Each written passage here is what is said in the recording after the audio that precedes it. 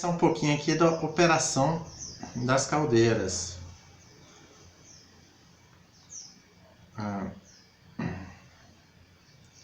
Um segundo. Isso.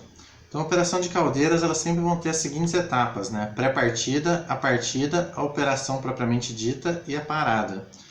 E a pré-partida, né, principalmente para as caldeiras de sólidos, vai partir das etapas de verificação para ver se está tudo funcionando corretamente para a gente poder partir.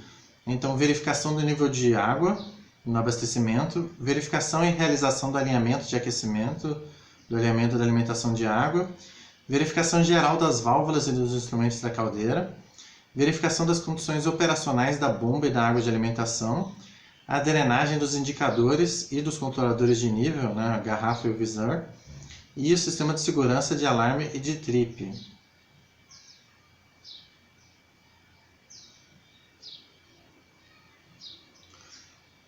Além disso, abertura dos drenos e dampers no superaquecedor, né, quando for aplicável, ajuste do nível de água, verificação das condições operacionais de ventiladores e tiragem da caldeira, e verificação da condição de alimentação elétrica dos painéis de controle e da sinalização. Verificação da quantidade de combustível disponível de combustível e a manutenção desse combustível próximo à caldeira.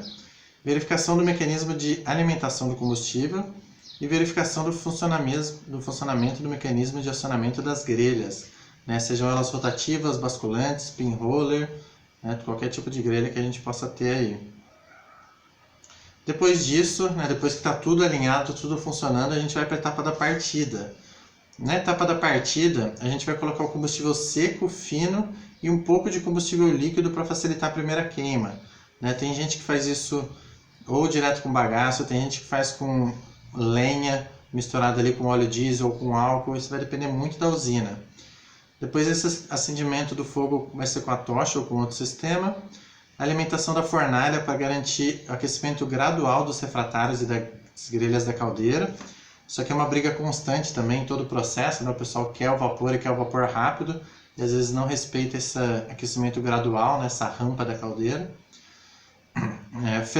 Fechamento do respiro do tubulão superior, depois que garantir a eliminação do ar nas caldeiras que não tem esse superaquecedor. Abertura lenta da válvula de saída de vapor para evitar o golpe de ariete, né? Quando a pressão de trabalho da caldeira é atingida e tem a liberação do vapor para o consumo. A gente sabe, né, essa válvula de abertura da caldeira tem que ser devagar, que a tendência é que a pancada, né, esse golpe de ariete, seja muito forte. Inclusive, vou colocar no material suplementar para a gente enxergar o carneiro hidráulico, né, que é um processo bem interessante de zona rural principalmente, de uma bomba hidráulica que funciona só por golpe de ariete. Agora que a gente falou de ariete é interessante, esse material vai estar nos materiais complementares aqui. Depois, fechamento do respiro, né, do damper do superaquecedor, dessas caldeiras que tem o superaquecedor. E aí, a operação normal da caldeira, né, a partir do momento que essa caldeira está funcionando, a gente tem que basicamente manter as condições operacionais dela funcionando perfeitamente. Então, observar atentamente o nível de água da caldeira, fazendo os ajustes. Observar a temperatura de economizador e pré-aquecedor, quando for aplicável. Observar as indicações dos dispositivos de controle, temperatura e pressão, fazendo os ajustes. Realizar todos os testes de rotina da caldeira. E verificar os tanques de suprimento de água para confirmar se estão sendo bem abastecidos também. Verificar também a reposição de combustível. Vistoria nos equipamentos para verificar qualquer anormalidade, né, qualquer ruído, vibração, superaquecimento. Então esse operador da caldeira tem que estar sempre atento se os parâmetros estão funcionando perfeitamente, né? Quanto mais recentes as caldeiras, mais elas estão automatizadas, mas isso ainda requer do operador muita atenção para que ele mantenha as variáveis do processo no controle. Além disso tudo, observar a combustão pelos visores da chaminé, fazendo os ajustes, fazendo a regulagem nos dampers quando necessário, e a sopragem periódica de fuligem conforme a rotina do equipamento onde seja aplicável. As caldeiras geralmente têm os sopradores de fuligem, né? E periodicamente essa sopragem tem que ser feita também. Mais uma vez, cada vez elas estão mais automatizadas, mas ainda tem os modelos manuais, e isso exige que o operador faça. E é muito triste quando a gente vê que o operador tem um descuido com esse tipo de coisa, porque é o nosso ganha-pão, né? É o que a gente faz da vida, é o que a gente escolheu fazer. A gente tem que cuidar do nosso equipamento como se fosse qualquer coisa da nossa casa mesmo, até porque a nossa segurança está envolvida nesse processo, né? Realização das descargas de fundo também, conforme a recomendação do laboratório, isso vai depender bastante do tipo de caldeira.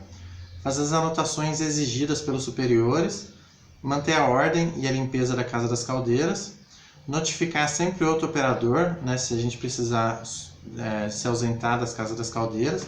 Isso também é um negócio bem importante, tá? A pessoa não pode sair e abandonar a caldeira completamente. A gente sabe que ela apresenta vários riscos, então tem que ter sempre pelo menos um operador ali atento constantemente para essa caldeira. E se ela apagar subitamente, né, se ela apagar repentinamente durante a operação normal, esse processo tem que acontecer depois que a gente garantir a purga e exaustão de todos os gases que tiverem dentro dessa caldeira. A gente sabe que se tiverem gases lá dentro e esse reaquecimento acontecer, pode acontecer uma explosão lá dentro. E para a caldeira de combustível sólido, agora a gente chega na parte da parada.